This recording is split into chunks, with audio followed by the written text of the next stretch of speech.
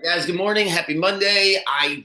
Man, I don't even know where to start because clock management in the NFL is a blessing and a curse depending on what you're rooting for because these teams, these coaches have no idea how to manage the clock and manage timeouts. You do a whole podcast on just that from this weekend. So much happened, so many things to talk about. I'm excited to do a longer recap with J Mart tomorrow. I still have to watch some of these games, frankly. It's been a whirlwind of a weekend, and there's good news and bad news. The bad news revolves around the Colts and the Seahawks. I cannot stand the Colts. It is the worst bet I feel like I've ever had for a season long bet in the history of gambling. So that's where I'm going to start. I'm going to start with Flacco and what the hell they did to me yesterday. So I had two bets before the season: over 8.5 wins and making the playoffs. Two separate bets for the Colts. I was resigned to the fact that they're not going to make the playoffs. Maybe they would sneak in. It was cool that the Bengals won on Saturday, gave me a chance. Crazier things have happened. Okay, now as long as they beat the Giants, they kind of, I want to say 50-50 chance, but Denver hosting Kansas City, whatever. I'm thinking there's a shot, even though it's the Chiefs backups. But we'll definitely get over 8.5 wins because they're going to beat the Giants and then they get the Jags at home next week. So as long as they beat the freaking Giants yesterday, I can just hedge my bet and bet the Jags money line if I really wanted to. And I'm probably going to get ridiculous odds because Colts would still have a chance to make the playoffs. So, oh boy, I'm going to cover my bet. It couldn't have, just easy. And then if they make the playoffs, great. If not, it is what it is. I'll split the bets. And that's what that was over right away because when Flacco threw that interception on the first drive, that is such a Flacco thing to do. Instead of just being up 3-0, he throws a fade to nobody. The Giants corner makes a Justin Jefferson type catch. And then the Giants proceed to get a play. The Giants look like the best team in the NFL yesterday. They score 45 points. They return a kick for a touchdown. They get a 3rd and 14 on a screen that turned into a touchdown. And Flacco just Flaccoed it up for me the entire day. So that was a nightmare. There's no other way to say it. And that came on the heels of I think Kyler Murray threw the football as hard as he possibly could when he hit McBride in the head on Saturday night. Luckily, I didn't actually see it live, so I don't have words for what Kyler Murray did to me that night. Like the Rams tried to lose that game. The Cardinals, oh my goodness gracious. So once that happened, the Seahawks were pretty much dead. And I don't feel as bad about the Seahawks because I don't know. I don't want to say I was like wrong about the Seahawks. I thought they would probably win another two games, but I think they did they were kind of where I thought they would be, just maybe one game better. So they're going to get squeezed out of the playoffs. It kind of just is what it is type of bet. The Colts bet kills me because I thought Steichen and Richardson was going to be so dynamic. Richardson is a nightmare. He decides he can't play yesterday, which I actually was happy about, figuring it's the effing Giants. But no, Flacco's it up. Oh Lord, have mercy. And Steichen, yeah, he wasn't a genius this year. I mean, he's got to get some responsibility. If you're going to give the coach credit when things work out with the quarterback and things don't work out with Richardson. So Colts is a losing bet. That was really, really frustrating to say the least, considering I'm starting the pod. I haven't talked about anything else. So, all right, let's move on. The one bet that I made, I think when they were 4-6, so I can get a good chunk of it back is the Bucks. I have a lot of money on the Bucks to make the playoffs and win the division. So it's two separate bets. At this point, they all they have to do is win next week at home against the hapless Saints, and they'll get it done because the Bucks rolled over the Panthers. I'm feeling better and better about the Bucks making a run in the playoffs. They're going to get a home game against. It's so complicated to go through everything right now because so much can happen. But most likely, it's going to be Minnesota or Detroit. So that team is going to play what essentially is a playoff game this weekend. Vikings, Lions, Sunday Night Football, last game of the year. Winner gets the one seed. Like, just awesome theater. Doesn't even really matter, I believe, what happens to the Lions today because they can lose to the Niners. But since they won the first the first game, as long as they beat the Vikings next week, they get the one seed. 99% sure on that. So the Sunday night game is going to be a war. It's going to be a battle, and the Bucks are going to destroy the Saints. I mean, gotta say that. Please destroy the Saints, as I had the freaking Saints yesterday. Saints basically get shut out at home besides a reverse pass. Anyway, Bucks, they rolled over the Panthers. I should have just bet them yesterday. That felt like a good bet. Stayed away from it. It was a lot of points, but they just have to beat the Saints at home, and they're going to make the playoffs because of what the Falcons did last night. What a tough loss for Atlanta. So, yeah, Tampa, they should roll, and then they're going to get a home playoff matchup against the Vikings or Lions because those two teams are going to play the last week of the year. I'm going to favor Tampa no matter who it is. I think that Lions-Vikings game next week is going to be the ultimate. That loser just – I cannot see them winning that playoff game the next week, especially at Tampa. It'll be – yeah, so I like the Bucks there. The Raiders Saints, just wrong. I don't know where to put this one on the list of games I got wrong. Probably in the same category as the first week of the season when I had the Panthers against the Saints, and the Saints scored 150 points. The Saints suck. I shouldn't have taken them. Antonio Pierce sucks, but the Raiders win. I don't know. I don't have much else here except Aiden O'Connell's actually pretty good. I don't know if the Raiders might be a hot take. I don't know if the Raiders really need to draft a quarterback with the first pick. They got Bowers at tight end. They still have Crosby. Get it like a competent coach, like a Vrabel type, somebody that can get the most out of everybody. Get a couple more weapons around them. I don't know if you completely need to start over. Aiden O'Connell's not bad, so I was just wrong about that. Oh, what a disaster that game was. Didn't even have a chance. Eagles destroy the Cowboys. Kenny Pickett. I don't know. He might get a second shot at this thing as far as being a starting quarterback somewhere else. Sam Darnold as he leads the Eagles over the Cowboys. Eagles defense is really good. They're going to get most likely Washington, or it could end up being Green Bay, depending on how this week plays out as the first round playoff matchup. That will be fascinating. If it's the Packers at Eagles, they played in Brazil to start the year, kind of fitting that they would play again. The Eagles do not want to play the Packers. I know that much. The Eagles, I have a hard time thinking the Commanders could beat Philly, especially since they just beat them, talked all that trash. I have a hard time thinking they're going to go into Philly and win that game. The way the Commanders celebrated last night, that felt like their Super Bowl. They made the playoffs yesterday. I'm sure they would like to have the 6th seed. 6 seed's going to go to LA as opposed to the 7 seed's going to end up in Philly. So I'm sure Washington would prefer to go to LA. I'm sure the Packers would prefer to go to LA. Be careful about that. I know the Rams have looked shaky since they blew out Buffalo, but the defense is actually playing good. And I just feel like I don't want to play McVay in a playoff game, but I don't want to go to Philly either and play that defense. And if Jalen Hurts comes back, and what a difference, by the way, watching Eagles offense without Jalen Hurts. It is like, yeah, they scored a bunch of points and they dominated yesterday, but it is so much more comfortable, excuse me, to play defense without that effing read option that's available and the tush push. The Eagles, Jalen Hurts really showed his value just watching over the past game and a half. Without him, Eagles are going to be a tough out. We'll see who they end up playing as they destroyed the Cowboys yesterday. The Jags played the Titans. I don't think I saw a play. I did have Red Zone on for a second, so I did see, I guess I saw a highlight or two, is the Brian Thomas is good for Jacksonville. That Jacksonville team's going to make the playoffs either next year or the year after. They have too much talent. Doug Peterson doesn't know what he's doing, and then Trevor Lawrence will have a chip on his shoulder. That feels like a good job. They have enough pieces on that team. They'll have a bunch of draft picks. Wouldn't shock me if Jacksonville's really good next year. The Titans, I've said this multiple times. I know I'm not the only one. They literally went from like a combination of Vrabel, Russell Wilson, and Derrick Henry to Brian Callahan, Mason Rudolph, Will Levis, and just whatever running back, Pollard or Spears, whoever they have. What a disaster. The way the Texans played this year, Titans would have just won the division if they brought back their team. They could have brought back Ryan Tannehill and probably won the division because the Texans are a complete joke. Texans, one of the worst playoff teams in recent memory. I know that's probably go right back to last year and find a team with, if I thought about it, but Texans are awful. Titans could have won that division.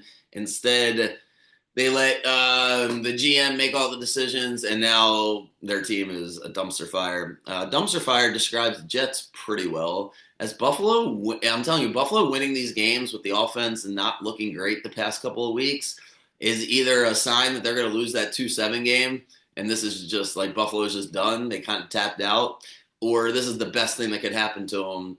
Is now the defense is like peaking. Defense was dominant again yesterday, albeit against the Jets, but they controlled the line of scrimmage.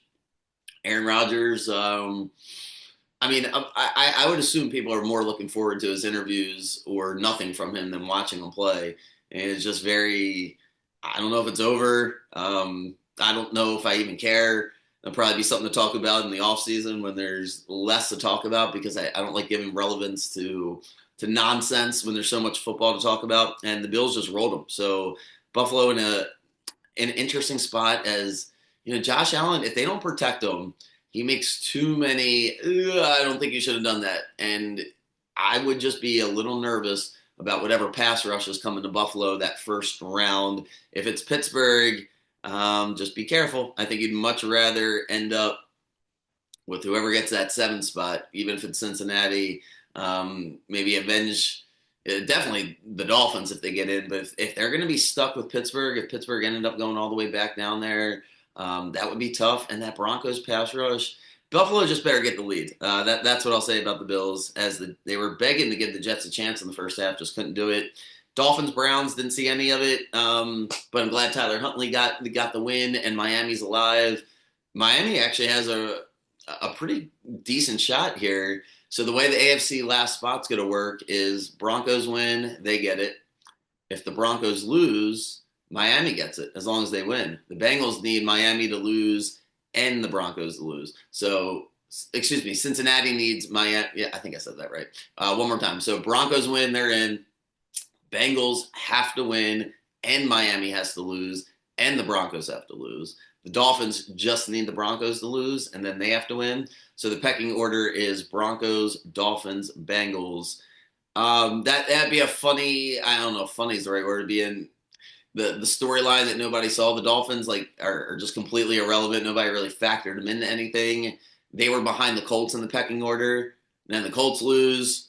So the Dolphins move up, and the Dolphins have just, they just quietly got themselves back to 500. They get the Jets next week, and the Bengals are playing the Steelers, and the Broncos are home against Kansas City. So yeah, Dolphins are still alive for whatever that's worth. I can't imagine they get in there as the 7th seed and go to Buffalo and win, but who knows? So the Vikings beat the Packers, and that was the game that saved me yesterday as I get to go 4-3. Aaron Jones just didn't get enough carries as the Packers had a lot of plays. The Vikings threw the ball a lot, so Jones didn't get his rushing yards over. He was on pace for it. They just didn't give him any more carries. But he did get his catches. Jefferson got his. Darnold did his thing. I was right about that one. Felt good. Vikings.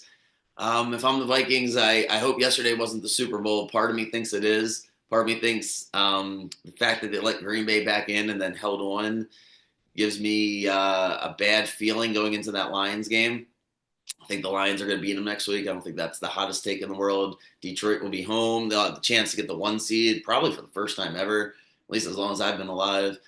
I don't know if the Vikings are winning that game, and then they're going to have to go to Tampa.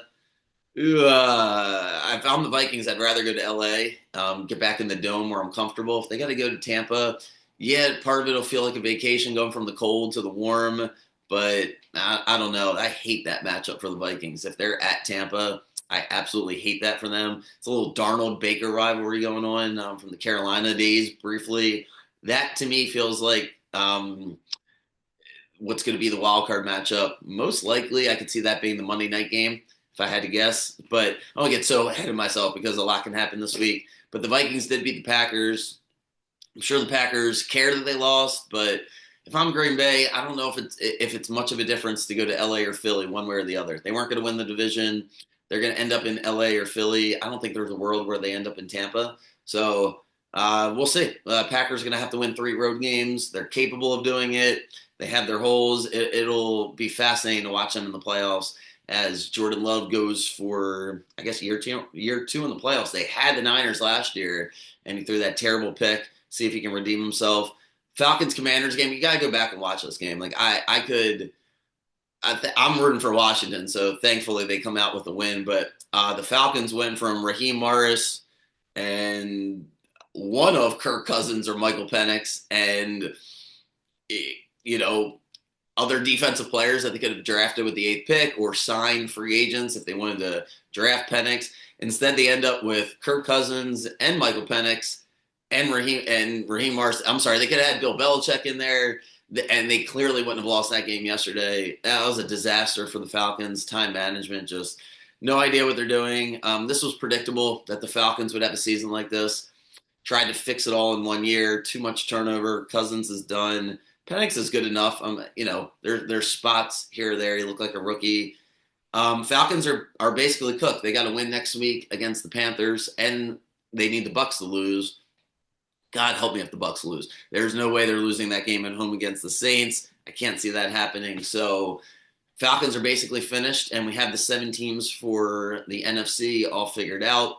As long as Tampa holds on, Washington and Green Bay get the last 2 wildcard spots. And the AFC, we're pretty much getting there. My hot take with the Ravens as we head into the final week is I really, really don't want to play the Chargers that first week. I just do not. I do not like that Dobbins will be coming back. I don't like that the Chargers were moving the ball against us before he got hurt. I don't like Harbaugh's 0-3 against his brother. I hate that.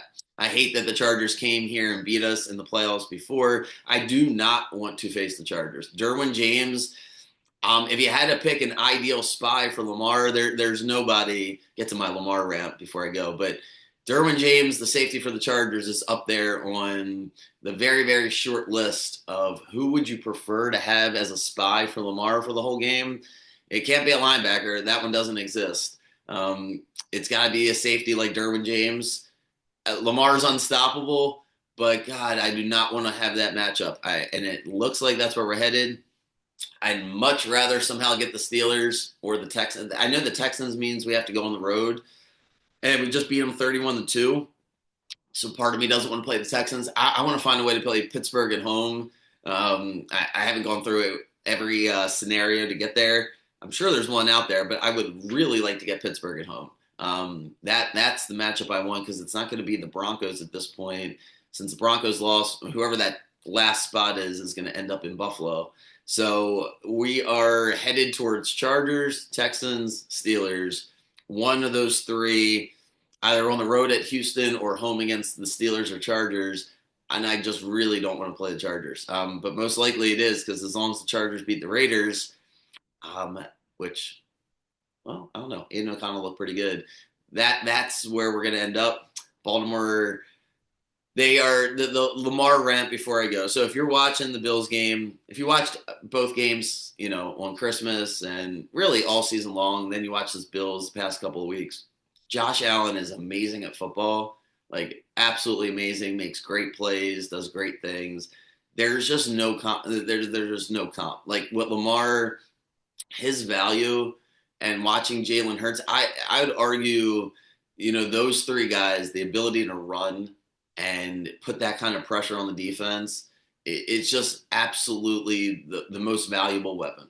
And Josh Allen can do it in certain ways, especially if he steps up in the pocket, but he just doesn't have the speed. It's like just this God-given speed that Lamar has that makes him – I don't have words for what he's doing. The way he was backing up the throw at the Likely on that one touchdown, he does so many things, but the way he extends plays is just so much more valuable than the way Josh Allen extends plays. Josh Allen is hard to bring down, and he's great in a tight spot if he can step up. But when Lamar starts rolling around and then changes directions, and I literally don't know what a team is supposed to do. This feels like our year. I was hesitant about buying into the Derrick Henry, Lamar Jackson combo because I wanted to see it.